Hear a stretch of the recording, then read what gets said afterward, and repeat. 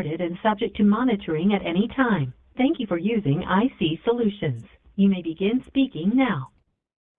Sal, what's up, my brother? Not much, man. Just got to do a quick interview if you up for it, man. Um, No, I'm so I'm up for it 100%, and I know the calls are only 15 minutes, so I'll hit you with some good shit based on the questions you ask, and then any follow up, I can send letters or we can continue to talk. So all right, sounds good. I'll get Sounds you good. everything you need. So Yeah. let's start with your name and your tribal affiliation. So my name's Kevin Whimpey, and my great great grandma, she is from the Idaho Montana area near Yellowstone. She's Cherokee. Okay. So let's go ahead and get into your story. So let's talk a little bit about your childhood, your upbringing as a child, and into your teenage years, and then to your adult years. So kind of like a AA format structure. Go ahead and share like that if you like. Heck yeah. So I was actually my mom. She got pregnant before she was married, and so me and I've got an identical twin brother. We're born in Mesa, Arizona, and then we moved to Utah, which is where the majority of my extended family lives. Where she married my who we call dad when me and my brother were 3 years old. And so me and my twin, we have three other little brothers. One of them played at Boise State. But we went to our family went to Lone Peak High School, where me and my brother played football, and were able to get scholarships to a college in Utah called Utah State. And so, in our early upbringing, we were raised in a good home with a good family, a good, nice, solid support system. We lived in a good community there in Utah County. We learned what work was. We learned how to work hard. We learned how to love and to love others. We learned how to see the good in other people. Our parents always taught us, like for example, when we were on the playground, to look for the kid who gets picked last and pick him first for those teams because we wanted to make others who felt less inclined or less talented or not as good about themselves hopefully feel the best about themselves as they could so that they could become a better version of themselves. So from a very early age, we were always taught to find those people that were struggling and help lend a helping hand. That's good. That's good. So if you want to go up to your later years from like when you're 21 to your present time, if you don't mind sharing a little bit about your life story, I guess you would say, or what you feel comfortable 100%. with sharing. 100%. Yeah, so my entire life I always had this vision of success, and success was, get married, have one wife, have kids, get a great job, get that college degree, go play in the NFL, and hey, everything was going to be rainbows, and it was going to be great, and everything was going to be awesome. Well, everything was awesome for a period of time until I started to you know struggle with feelings of doubt or feelings of fear, or hey, what if I don't get a scholarship, or hey, what if I miss this block on third down? I'm going to let my team down. They're going to hate me. They're going to get kicked off the team. Or what if I don't make it to the NFL? What is my father-in-law going to think about me? And so I started to allow some of these negative thoughts or this negative talk to influence my life. And as I let this negative talk begin to influence my life, I started to experience some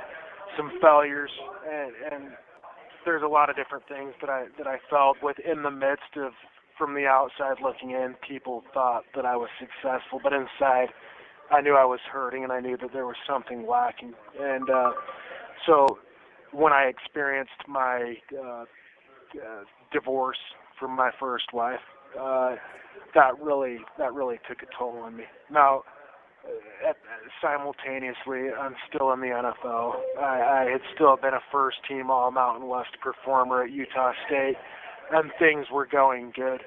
But inside, I felt a tremendous sense of loss, or a tremendous sense that I had let my family down, or that I just wasn't living up to the life that I had planned on. And so even though I was doing good and I was living a life that a lot of people dreamed of living, and I was, uh, doing good things, eventually beating myself up and thinking these negative thoughts and allowing that negativity to exist in my mind led me to a life of uh, of of crime, not necessarily serious crimes, but getting arrested. I had never had a run-in with the police until I was 30 years old, and now I've been booked into jail probably 7 times.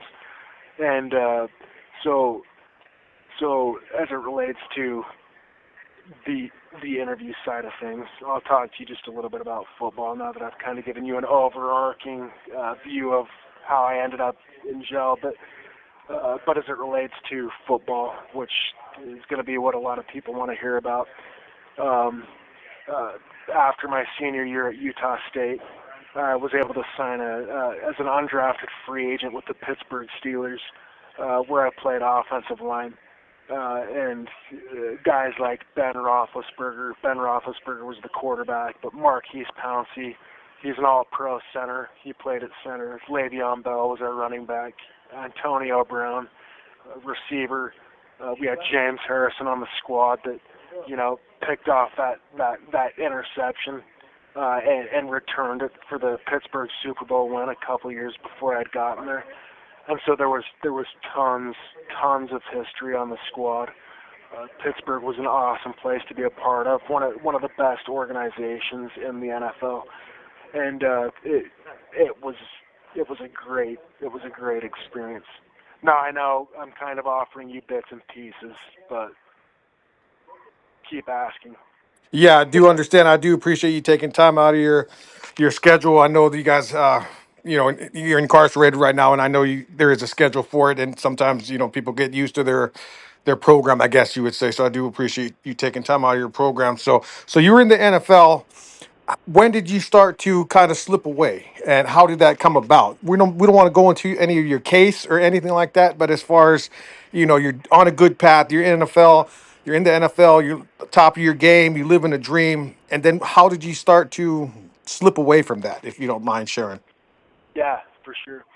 Okay, so I don't know if you share some similarities with me on this one, but sometimes from the outside looking in, it's like, all right, this guy's got it all figured out, and the weight of everybody thinking that I had it all figured out led me to a position where it was all me. I began to isolate myself. For example, when I got cut from the Steelers, like I didn't want to talk to anybody about some of the things that I'd struggled with. When I had feelings of inferiority or not feeling like I was good enough about certain things, everyone would be like, "Come on now, Kevin, kick that, man. You've accomplished all these things, and you've done all these things, and you can accomplish greatness, and you can do anything that you want." But I never believed those things about myself. And so a lot of those times where I could have potentially opened up to other people about what I was really struggling with inside, I never gave myself the opportunity to do. I never communicated with anybody as vulnerable as I would need to actually get to the root of the issues that I was struggling with at the time. And so I think that through self-isolation and a lack or willingness to be vulnerable because I would be viewed as being, I guess, a pussy, were some of the key situations or moments or things that I could point to that led me to a path of I guess, just loss. And as I continued to lose the things that I thought I couldn't live without, like my family or time with my kids, or it eventually led to losing jobs or losing my house and different things like that. It's just it led me to a point where I just I felt lacking. I felt further isolated. I felt like I didn't know where to turn or where to go, and and nothing I felt like I was doing was right. And so I got to the point where it was like, you know, I went from keep my heart open and stay in love to fuck this, fuck that, fuck the world, fuck everybody else, fuck me. Like I'm not worthy of anything or this or that, and I further spiraled deeper and deeper until I would eventually have to hit rock bottom and break myself back open and be willing to be vulnerable enough to admit that I needed help and then continue to stay vulnerable enough after I admitted for the first time that I needed help to continue to show up to do the work that I would need to do to recondition those years of negative thinking that beat me into the hole in the first place, if that makes sense. Yeah, totally understand.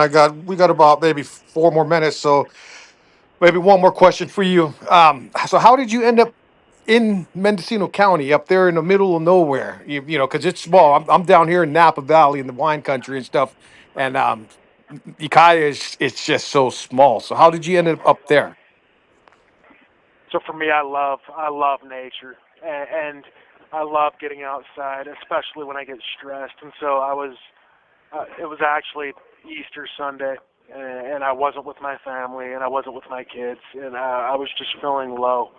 I was like, you know what, dude, I need to get out of here, and I don't even care what getting out of here looks like. And so the redwoods had always been calling to me, and so I literally set the redwoods as a GPS marker in my phone, and I drove 13 hours straight out here to California. I had no plans. I had no previous plans of coming out here, but I felt called to the area. I felt like I needed to be there. And so I drove straight out here to the redwoods. Saw how big those trees were. Just gave me a ton of juice. I was filled with excitement, and so coming out of the redwoods, feeling touched by that energy and just being in that area, I I gunned it. I gunned it down the 101. I was driving as fast as the car would take me, and highway patrol let me up, and we went on a 50-mile chase, and I got spiked, stripped here in Ukiah, and brought to the jail here in Mendocino. And that's it's crazy. It's kind of interesting how that happened, but I honestly do believe that I'm here in Ukiah for a reason, and around all the natives up here for a reason. And honestly, like I'm probably gonna put roots down. I'm gonna stay here. I'm gonna stay in this area. I'm gonna cut ties from Utah for a period of time, and just get involved with the natives and get involved in the outdoors up here. Maybe join Cal Fire and just get lost in serving others and rebuild myself in a way that I can go home and make those in my family proud. Mm, sounds great. Sounds great. So if you want to, we'll end with you want to spell your first name and then spell your last name. Yeah, Kevin, Kevin, Whimpey, Whim as in Michael, Pey. All right. Thank you for your time. Thank you, Sal. And I know it was all over the place. There's a lot more details that I could include about my life. And if it catches your attention, I'd love to stay in touch with you because I hear you're involved with a lot of great things.